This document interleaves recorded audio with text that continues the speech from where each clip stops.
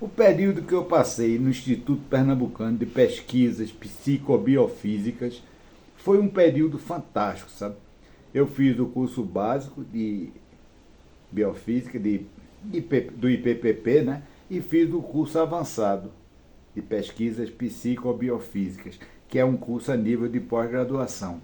Isso durou 1 ano e meio, mais ou menos, né? Muito bem. E participei de várias palestras altamente interessantes, vi certos fenômenos incríveis e dei palestras também, sabe, para divulgar física quântica, divulgar propagação de energia e divulgar teoria da relatividade, né? O grande problema do Instituto Pernambucano de Pesquisas Psicobiofísicas, o IPPP, é que eles têm um trauma tremendo, ou tinham, não sei, porque há mais de 20 anos que eu me afastei do Instituto, né, por não serem reconhecidos pelo meio científico, sabe? Eles fazem tudo, tentam de todas as maneiras serem reconhecidos pelo meio científico. Eu estou cagando na cabeça do meio científico. Acredito que a gente pode desenvolver algo totalmente à revelia do meio científico, e quando a coisa tiver consistência, o meio científico vai chegar junto da gente de joelho, pedindo para a gente ensinar eles, né? Eu um pouco estou me lixando. Nós temos um campo de pesquisa lá muito vasto, que não precisa de apoio nenhum dos cientistas, né? Os fenômenos estão aí para serem estudados, né? Basta a gente ter a mente aberta, coisa que os cientistas não têm. Eles não têm a mente aberta, tá? O cientista é um cara bitolado, enquadrado, temeroso. Você chega com uma novidade apresentando a um cientista, ele nem diz que está certa, nem diz que está errada, porque ele teme dizer que está certo e depois ser provado que está errado, que ele vai passar vergonha. E teme também dizer que está errado e depois pode ser provado que está certo e ele vai passar vergonha. Então ele se omite. Muito bem.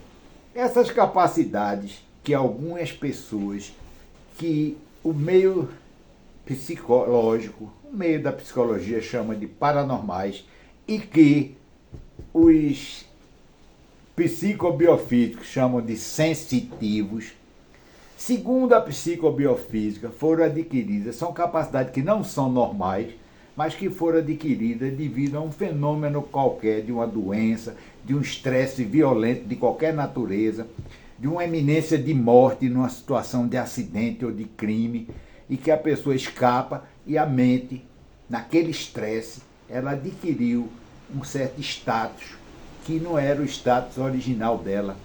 Então, segundo os psicobiofísicos, é esse gatilho que faz com que a pessoa se torne uma sensitiva. Eu discordo.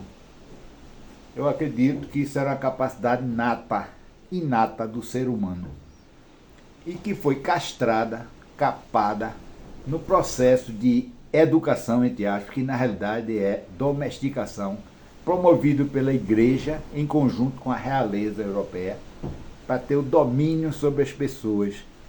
A pessoa que é independente, que tem uma capacidade dessa, não precisa de padre para guiar a vida dela, nem precisa de rei para dizer o que ela deve fazer. A pessoa é autônoma, ela é livre, né? Ela é capaz de se resolver. Mas isso foi castrado paulatinamente nos séculos que seguiram a essa época primordial, né?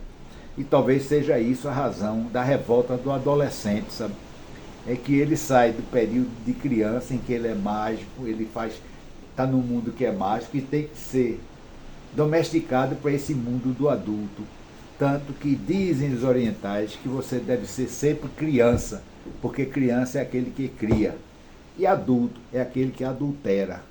Então, eu não concordando com isso, eu fui começando a querer me afastar do Instituto Pernambucano de Pesquisas Psicobiofísicas, porque eu não gosto de cabresto. Então, eu não gosto de ser atrelado à ciência, não. Eu estou numa coisa que eu sou livre para pensar, livre para agir. Na hora que eu entro na ciência, eu vou ter que me enquadrar nos parâmetros da ciência, de como fazer um trabalho, de como se comportar num trabalho, de como apresentar um trabalho. Eu acho isso uma merda. Então eu passei a não me interessar mais pelas reuniões do IPPP. Entre todos os fenômenos que eu vi lá no e PPP, o que mais me impressionou foi o poltergeist.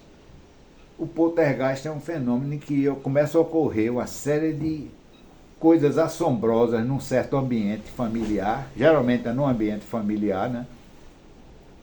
E que os espíritas explicam como sendo isso coisas de espíritos brincalhões. Poltergeist é espíritos brincalhões em alemão. Enquanto que a psicobiofísica diz que isso é do âmbito mental, uma energia psíquica violenta armazenada numa mente de um dos elementos de um grupo familiar. Jung já falava sobre energia psíquica, né? Tem até uma obra dele sobre energia psíquica.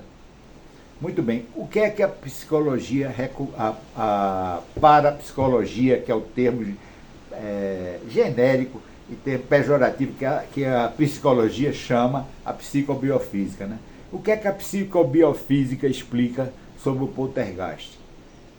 Ela diz que isso é causado por um estresse num dos componentes daquela família, geralmente uma criança na puberdade ou uma mulher na menopausa, que está passando por um estresse familiar devido a qualquer coisa. Uma mãe que está, uma filha com câncer, uma filha que está vendo a mãe ser abandonada pelo pai, ou uma mãe que está sendo abandonada pelo marido e vai ter que criar os filhos, ou uma criança que está revoltada porque está sendo colocada num sistema de vida que não é o ideal para ela. Então isso tudo gera uma concentração de energia que fenômenos altamente estranhos ocorrem na casa, sabe? Pedras que passam pelo telhado sem quebrar telha e quebram coisas dentro da casa, sofá que é riscado, totalmente cortado, como se fosse uma navalha que passou por ele, um móvel que espontaneamente pega fogo dentro de uma sala. Como é que a psicobiofísica orienta para resolver o fenômeno? Identificar o agente causador do fenômeno, ou o epicentro, que geralmente é uma criança do sexo feminino na puberdade, ou uma mulher adulta na menopausa, tirar ela do ambiente, promover um tratamento psicológico para ela, e imediatamente o fenômeno que ocorrer naquele ambiente cessa, né?